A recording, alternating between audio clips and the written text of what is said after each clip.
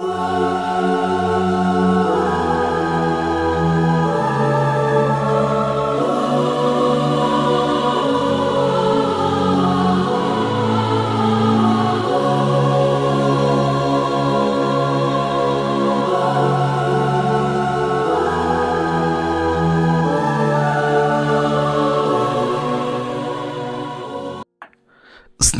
ನಮಸ್ಕಾರ. ನಟ ಜಗ್ಗೇಶ್. ನಾವು ಇವತ್ತು ನೋಡುವಂಥ ಜಗ್ಗೇಶ್ ಅಂದರೆ ನಗಿಸುವಂಥ ನಟ, ಯಶಸ್ವಿ ರಾಜಕಾರಣಿ, ಲಕ್ಷಾಂತರ ಅಭಿಮಾನಿಗಳ ಆರಾಧ್ಯ ವ್ಯಕ್ತಿತ್ವ. ಆದರೆ ಈ ಯಶಸ್ಸಿನ ಹಿಂದೆ ಯಾರಿಗೂ ಕೂಡ ಸುಲಭವಾಗಿ ಊಹಿಸಲಾಗದಂಥ ನೋವು, ಹಸಿವು, ಅವಮಾನ, ಕಣ್ಣೀರು ಮತ್ತು ಬದುಕನ್ನೇ ಕೊನೆಗಾಣಿಸಿಕೊಳ್ಬೇಕು ಅನ್ನುವಂಥ ನಿರ್ಧಾರದವರೆಗೂ ಕೂಡ ಹೋದಂತಹ ದುರಂತ ಅಧ್ಯಾಯವಿದೆ. ನಮ್ಮೆಲ್ಲರ ಬದುಕಿಗೂ ಕೂಡ ಸ್ಫೂರ್ತಿಯಾಗಬಲ್ಲಂತಹ ಚಮತ್ಕಾರಗಳು ಕೂಡ ಇದೇ ಜಗ್ಗೇಶ್ವರ ಬಾಳಲ್ಲಿ ನಡೆದಿದೆ. ರಾಯರ ಪರಮ ಭಕ್ತನಾಗಿರುವಂಥ ಜಗ್ಗೇಶ್ವರ ಬದುಕಿನಲ್ಲಿ ರಾಯರು ಮಾಡಿರುವಂಥ ಪವಾಡಗಳು ಒಂದಲ್ಲ ಎರಡಲ್ಲ, ಸಾಕಷ್ಟು ಪವಾಡಗಳನ್ನು ಮಾಡಿದ್ದಾರೆ. ಅದರಲ್ಲಿ ಕೆಲವು ಪವಾಡಗಳನ್ನು ನಾನು ನಿಮ್ಮ ಎದುರುಗಡೆ ಇಡ್ತೇನೆ ಇವತ್ತು. ಯಾಕೆಂತ ಹೇಳಿದ್ರೆ ರಾಯರ ಬಗ್ಗೆ ನಮಗೆ ಅಪಾರವಾದಂತಹ ಭಕ್ತಿ, ಶ್ರದ್ಧೆ ಮತ್ತು ನಂಬಿಕೆ ಇರಬೇಕು. ರಾಯರು ಮನಸ್ಸು ಮಾಡಿದರೆ ಮತ್ತು ಭಕ್ತಿಯಿಂದ ನೀವು ಪ್ರಾರ್ಥಿಸಿದರೆ ಏನನ್ನೂ ಕೂಡ ಕೊಡಬಹುದು ಅಥವಾ ಕೊಡಬಲ್ಲರು ಅನ್ನೋದಕ್ಕೆ ಸಾಕ್ಷಿಯೇ ಜಗ್ಗೇಶ್ವರು. ಹಾಗಂದ ಮಾತ್ರಕ್ಕೆ ಎಲ್ಲವೂ ಕೂಡ ಸುಲಭವಾಗಿ ಸಿಕ್ಕಿಬಿಟ್ರೆ ಅದರ ವ್ಯಾಲ್ಯೂ ನಮಗೆ ಅರ್ಥ ಆಗೋದಿಲ್ಲ, ಮೌಲ್ಯ ತಿಳಿಯೋದಿಲ್ಲ. ಅದಕ್ಕೆ ಬೆಸ್ಟ್ ಎಕ್ಸಾಂಪಲ್ ಅಂದರೆ ಜಗ್ಗೇಶ್ವರ ಜೀವನ.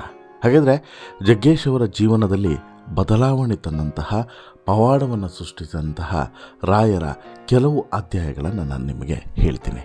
ಅದಕ್ಕಿಂತ ಮುಂಚೆ ನೀವಿನ್ನೂ ಕೂಡ ನಮ್ಮ ಚಾನಲನ್ನು ಸಬ್ಸ್ಕ್ರೈಬ್ ಮಾಡಿಲ್ಲ ಅಂದರೆ ದಯವಿಟ್ಟು ಕೂಡಲೇ ಸಬ್ಸ್ಕ್ರೈಬ್ ಮಾಡಿ ಸ್ನೇಹಿತರೆ. ಪ್ರತಿಯೊಬ್ಬರ ಬಾಳಲ್ಲೂ ಕೂಡ ಒಂದು ಚಮತ್ಕಾರಗಳು ನಡೆಯುವಂತಹ ಕ್ಷಣಗಳಿರ್ತದೆ.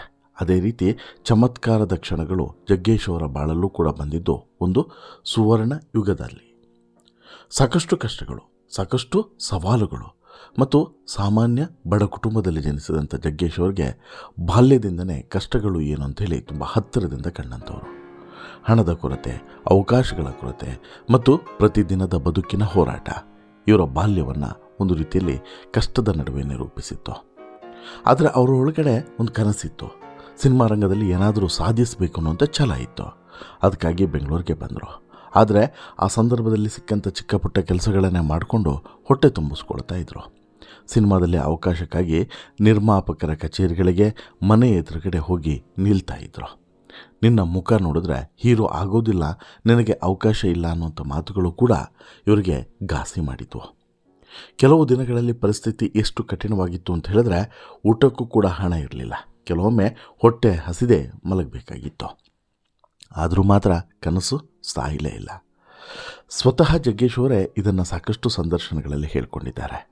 ಅವರ ಜೀವನದಲ್ಲಿ ಒಂದು ಯಾವ ರೀತಿಯಾದಂಥ ಸವಾಲುಗಳು ಬಂದಿತ್ತು ಅಂತ ಹೇಳಿದ್ರೆ ಕೊನೆಗೊಂದಿನ ಜೀವನ ಬೇಡ ಅನ್ನುವಂಥ ನಿರ್ಧಾರಕ್ಕೂ ಕೂಡ ಬರುವಂಥ ಸಂದರ್ಭವೂ ಕೂಡ ಬಂದಿತ್ತು. ಆ ರೀತಿ ಎಲ್ಲ ರೀತಿಯ ಸವಾಲುಗಳನ್ನು ಅವರು ಎದುರಿಸಿದ್ದಾರೆ. ಆದರೆ ಅವರ ಬದುಕಲ್ಲಿ ಪವಾಡ ನಡೆದಿದ್ದು 1989 ಇಸ್ವಿಯಲ್ಲಿ. ಆ ಪವಾಡ ನಡೆದಿದ್ದೇ ರಾಯರ ಮಠದಲ್ಲಿ. ಹೌದು, ಇವರಿಗೆ ಯಾರೋ ಒಬ್ಬರು ಈ ಗುರುಗಳು, ಒಬ್ಬರು ಹಿರಿಯರು ಬಂದು ಹೇಳ್ತಾರೆ, ನೋಡು, ನಿನ್ನ ಬದುಕಿನಲ್ಲಿ ಎದುರಾದಂಥ ಎಲ್ಲ ಸವಾಲುಗಳಿಗೂ ಕೂಡ ಪರಿಹಾರ ಸಿಕ್ಕುವಂಥ ಒಂದು ಜಾಗ ಇದೆ. ನೀನು ಅಲ್ಲಿಗೆ ಹೋಗೋದು ಕಷ್ಟ, ಹೋದ್ಮೇಲೆ ಅಲ್ಲ ನಿನ್ನ ಬದುಕು ಬದಲಾಗೋದ್ರಲ್ಲಿ ಅನುಮಾನನೇ ಇಲ್ಲ ಅಂತೇಳಿ ಹೇಳ್ತಾರೆ. ಅದೇ ಮಂತ್ರಾಲಯ. ಹೌದು, ಮಂತ್ರಾಲಯಕ್ಕೆ ಹೋಗಬೇಕು ನೀನು. ಅಲ್ಲಿಗೆ ಹೋದ ಬಳಿಕ ನಿನ್ನ ಬದುಕಲ್ಲಿ ಬದಲಾವಣೆಯನ್ನು ನೀನು ನಿರೀಕ್ಷೆ ಮಾಡಬಹುದು ಅನ್ನುವಂಥ ಮಾತನ್ನು ಒಬ್ಬರು ಹಿರಿಯರು ಬಂದು ಇವರಿಗೆ ಹೇಳ್ತಾರೆ. ಹೇಳಿದ ಬಳಿಕ ಅಮ್ಮನಿಗೂ ಕೂಡ ಬಂದು ಈ ವಿಚಾರವನ್ನು ಹೇಳ್ತಾರೆ. ಅಮ್ಮನೂ ಕೂಡ ಕಷ್ಟಪಟ್ಟು ಸೇರಿಸಿದಂಥ 1-2 ರೂಪಾಯಿನ ಎಲ್ಲವನ್ನು ಕೂಡ ಇವರ ಕೈಗೆ ಇಡ್ತಾರೆ. ಇಟ್ಟ ಬಳಿಕ ಇವರು ನೇರವಾಗಿ ಹೋಗುವಂಥದ್ದು ಈ ಮಂತ್ರಾಲಯಕ್ಕೆ ಹೋದ ಬಳಿಕ ಅಲ್ಲಿ ಇವರು ಒಂದು ಇಚ್ಛೆಯನ್ನು ಇಟ್ಕೊಂಡು, ಅಂದರೆ ಅವರಿಗಲ್ಲಿ ಹಿರಿಯರು ಸಿಕ್ಕಿರ್ತಾರಲ್ಲ, ಅವ್ರು ಹೇಳಿದ್ದಾರೆ, ನೀನು ಅಲ್ಲಿ ಎದುರುಗಡೆನೇ ಒಂದು ಸಂಕಲ್ಪದ ಕಾಯಿ ಸಿಗ್ತದೆ, ಆ ಕಾಯಿನ ತೆಗೆದುಕೊಂಡು ಹೋಗಿ ನೀನು ಸಂಕಲ್ಪ ಮಾಡಬೇಕು, ರಾಯರ ಎದುರುಗಡೆ ನಿನ್ನ ಪ್ರಾರ್ಥನೆಯನ್ನು ಇಡಬೇಕು, ಆ ಕಾಯಿಯನ್ನು ಅಲ್ಲೇ ಇಟ್ಟು ನೀನು ಪ್ರತಿನಿತ್ಯ ಪ್ರಾರ್ಥನೆಯನ್ನು ಸಲ್ಲಿಸಬೇಕು, ಸಂಕಲ್ಪವನ್ನು ಮಾಡಬೇಕು, ನಂತರ ನಿನ್ನ ಕೆಲಸ ಈಡೇರ್ತದೆ ಅಂತೇಳಿ. ಎಷ್ಟು ದಿನ ಮಾಡಬೇಕು ಅಂತೇಳಿ ಕೇಳಿದ್ರೆ ಕೆಲವರು 3 ಮಾಡ್ತಾರೆ, 5 ದಿನ ಮಾಡ್ತಾರೆ, ಈ ರೀತಿ ಬೇರೆ ಬೇರೆ ದಿನಗಳ ಕಾಲ ಮಾಡ್ತಾರೆ ಅಂತೇಳಿ. ಅದಕ್ಕೆ ಜಗ್ಗೇಶ್ವರು ಇಮಿಡಿಯೇಟ್ಲಿ ಹೇಳ್ತಾರೆ, ನಾನೊಂದು 3 ತಿಂಗಳು ಇರೋಣ ಅಂತೇಳಿ ಅಂದ್ಕೊಂಡೆ ಅಂತೇಳಿ. 3 ತಿಂಗಳೆಲ್ಲ ಇರೋಕ್ಕಾಗಲ್ಲಪ್ಪ, 48 ದಿನ ಮಾಡು ಸಂಕಲ್ಪ ಅಂತಲೂ ಹೇಳ್ತಾರೆ. ಸೊ ದಟ್ಟು ಇವರೇ ಹೇಳೋ ಪ್ರಕಾರ, ಯಾರು ಜಗ್ಗೇಶ್ವರ ಹೇಳೋ ಪ್ರಕಾರ 48 ದಿನಗಳ ಕಾಲ ಕಠಿಣ ವ್ರತವನ್ನು ಮಾಡ್ತಾರೆ, ಸಂಕಲ್ಪವನ್ನು ಮಾಡ್ತಾರೆ. ರಾಯರ ಆರಾಧನೆಯ ಜೊತೆಗೆ ಅಲ್ಲಿ ಕೆಲವು ಕಾರ್ಯಗಳನ್ನು ಕೂಡ ಮಾಡ್ತಾ ಇರ್ತಾರೆ, ಕೆಲಸಗಳನ್ನು ಕೂಡ ಮಾಡಿಕೊಂಡು ಅಲ್ಲೇ ಇದ್ದು ಬಿಡ್ತಾರೆ. ಎಲ್ಲಿ? ಮಂತ್ರಾಲಯದ ರಾಘವೇಂದ್ರ ಸ್ವಾಮಿಗಳ ಮಠದಲ್ಲೇ ಇದ್ದು ಬಿಡ್ತಾರೆ. ಈ ಸಂದರ್ಭದಲ್ಲಿ ಇವರು ಆ ಬದುಕಿನಲ್ಲಿ ಸಾಕಷ್ಟು ಬದಲಾವಣೆಗಳನ್ನು ಇವರು ಕಾಣೋದಕ್ಕೆ ಶುರು ಮಾಡ್ತಾರೆ. ಅವರು ಯಾವ ಒಂದು ಬದುಕನ್ನು ಈ ಹಿಂದೆ ಸಾಗಿಸ್ತಾ ಇದ್ರೋ ಅದಾದ ಬಳಿಕ ಬದುಕಿನ ನಾನಾ ಅರ್ಥಗಳೇ ಬದಲಾಗ್ತಾ ಹೋಯಿತು. ಹತ್ತಿರದಿಂದ ರಾಯರ ಸಂಪರ್ಕ ಬೆಳೀತಾ ಹೋಯಿತು. ದಿನದಿಂದ ದಿನಕ್ಕೆ ರಾಯರ ಕೃಪೆ ಇವರ ಮೇಲೆ ತಿರುಗೋದಕ್ಕೆ ಶುರುವಾಯಿತು. ಸವಾಲುಗಳು ಬಗೆಹರಿತವೆ ಅನ್ನುವಂಥ ಕಾನ್ಫಿಡೆನ್ಸ್ ಬೆಳೀತು. ಅದಾದ ಬಳಿಕ ಇವರು 48 ದಿನಗಳ ಸಂಕಲ್ಪವನ್ನು ಕೂಡ ಪೂರೈಸ್ತಾರೆ. 48 ದಿನಗಳ ಸಂಕಲ್ಪಗಳ ನಡುವೆ ಇವರು ಉರುಳು ಸೇವೆಯನ್ನು ಮಾಡುವಂಥ ಸಂದರ್ಭದಲ್ಲಿ ಒಂದು ದಿನ ಬೆಳಿಗ್ಗೆ ಮೊದಲ ದಿನದ ಉರುಳು ಸೇವೆ ಮಾಡುವಂಥ ಸಂದರ್ಭದಲ್ಲಿ ಇವರಿಗೆ ಸ್ವಲ್ಪ ಹೊತ್ತು ಉರುಳು ಸೇವೆ ಮಾಡಿದ ತಕ್ಷಣವೇ ವಾಮಿಟ್ ಬರುತ್ತೆ. ಅದು ಇವರಿಗೆ ತುಂಬ ಬೇಸರ ಆಗ್ತದೆ, ಏನಪ್ಪ ಹೀಗಾಯ್ತಲ್ಲ ಅಂತೇಳಿ. ಆಗ ಅಲ್ಲಿದ್ದವರೊಬ್ಬರು ಹೇಳ್ತಾರೆ, ನೀನು ಹೊಟ್ಟೆ ತುಂಬ ತಿನ್ಕೊಂಡು ಬಂದು ಇಲ್ಲಿ ಉರುಳು ಸೇವೆ ಮಾಡಿದರೆ ಪ್ರಯೋಜನ ಆಗೋದಿಲ್ಲ, ಅದರಿಂದ ಈ ರೀತಿ ಎಲ್ಲ ಆಗುತ್ತೆ. ನೀನು ಖಾಲಿ ಹೊಟ್ಟೆಯಲ್ಲಿ ಬಂದು ಉರುಳು ಸೇವೆಯನ್ನು ಮಾಡು, ನಿನಗೆ ಆವಾಗ ರಾಯರು ಕೂಡ ಒಲಿತಾರೆ ಅಂತೇಳಿ ಹೇಳ್ತಾರೆ. ಅದಾದ ಬಳಿಕ ಖಾಲಿ ಹೊಟ್ಟೆಯಲ್ಲಿ ಬಂದು ಉರುಳು ಸೇವೆಯನ್ನು ಮಾಡ್ತಾರೆ. ಇವತ್ತಿಗೆ ರಾಯರ ಮಠದಲ್ಲಿ ಜಗ್ಗೇಶ್ ಉರುಳು ಸೇವೆಯನ್ನು ತುಂಬ ಅನಾಯಾಸವಾಗಿ ಮಾಡ್ತಾರೆ. ಅಂದರೆ ಆ ಮಟ್ಟಿಗೆ ನಂತರ ಬದಲಾವಣೆ ಕಾಣ್ತಾರೆ. 48 ದಿನದ ವ್ರತ ಸಂಕಲ್ಪ ಆದ ಬಳಿಕ ಅಮ್ಮಂಗೆ ಫೋನ್ ಮಾಡ್ತಾರೆ, ನಾನು ವಾಪಸ್ ಬರಬಹುದಾ, ಏನು ಮಾಡಲಿ ಅಂತೇಳಿ. ಅಮ್ಮ ಹೇಳ್ತಾರೆ, ಸಾಕು ಬಂದುಬಿಡು ಅಂತೇಳಿ ಹೇಳ್ತಾರೆ. ಬಂದ ಬಳಿಕ ಇವರಿಗೆ ಜೀವನದಲ್ಲಿ ಒಂದೊಂದೇ ಪವಾಡಗಳು ಆಗೋದಕ್ಕೆ ಶುರು ಆಗ್ತವೆ. ಆಗಲೇ KV ಜಯರಾಮ್ ಅವರ ಒಂದು ಸಂಪರ್ಕ ಆಗುವಂಥದ್ದು. ಅವರೇ ಇವ್ರ ಮನೆ ಹತ್ರ ಬಂದು ಅವಕಾಶವನ್ನು ಕೊಡ್ತಾರೆ. ಅದಾದ ಬಳಿಕ ಕೈ ತುಂಬ ಹಣವನ್ನು ಕೂಡ ಕೊಡ್ತಾರೆ. ಅಲ್ಲಿಂದ ತಿರುಗಿ ನೋಡಲೇ ಇಲ್ಲ ಜಗ್ಗೇಶು. ಇದಾದ ಬಳಿಕ ಮತ್ತೆ ಸವಾಲಿನ ದಿನಗಳು ಎದುರಾಗ್ತವೆ. 2 ವರ್ಷ ಸತತವಾದಂಥ ಸೋಲುಗಳು ಮತ್ತು ಒಂದಾದ್ಮೇಲೆ ಒಂದು ಬೇರೆ ಬೇರೆ ಅನಾಹುತಗಳು ಇವರನ್ನು ಕುಗ್ಗಿಸಿಬಿಡ್ತದೆ. ಒಂದು ಹಂತದಲ್ಲಿ ಇವರ ತಾಯಿಯೂ ಕೂಡ ಇವರಿಂದ ದೂರ ಆಗಿಬಿಡ್ತಾರೆ. ಆ ಸಂದರ್ಭದಲ್ಲಿ ಬದುಕೇ ಮುಗೀತು ಅಂತ ಹೇಳಿಬಿಟ್ಟು ತೀರ್ಮಾನಿಸ್ತಾರೆ. ಆ ಸಂದರ್ಭದಲ್ಲಿ ಬದುಕನ್ನು ಅಂತ್ಯ ಮಾಡಿಕೊಳ್ಬೇಕು ಅಂಥೇಳಿ ವಿಷವನ್ನು ಕೂಡ ಸೇವಿಸ್ತಾರೆ. ಆದರೆ ಆಸ್ಪತ್ರೆ ಬೆಡ್ ಮೇಲೆ ಮಲಗಿದ್ದಂಥ ಸಂದರ್ಭದಲ್ಲಿ ಅಲ್ಲಿಗೆ ಬಂದಂತಹ ಹೊರನಟ ಮೇರು ನಟ ಡಾಕ್ಟರ್ ರಾಜ್ಕುಮಾರ್ ಅವರು ಇವರ ತಲೆಯನ್ನು ಸವರಿ ಒಂದೆರಡು ಮಾತುಗಳನ್ನು ಹೇಳ್ತಾರೆ. ಅದು ರಾಯರೇ ಹೇಳಿದಂಥ ಮಾತುಗಳ ರೀತಿ ಇತ್ತು. ಜಗ್ಗೇಶ್ ಅವರ ಒಂದು ಸಂದರ್ಶನಗಳಲ್ಲಿ ಇದನ್ನು ಅವರು ಹೇಳ್ತಾರೆ. ಡಾಕ್ಟರ್ ರಾಜ್ಕುಮಾರ್ ಅವರ ಸರಳತೆ, ಶಿಸ್ತು, ಆಧ್ಯಾತ್ಮಿಕ ಜೀವನ ತಮ್ಮ ಮೇಲೆ ಆಳವಾದಂಥ ಪ್ರಭಾವ ಹೇಗೆ ಬೀರಿತು ಅನ್ನೋದನ್ನು ಜಗ್ಗೇಶ್ ಅವರು ಹೇಳ್ತಾರೆ.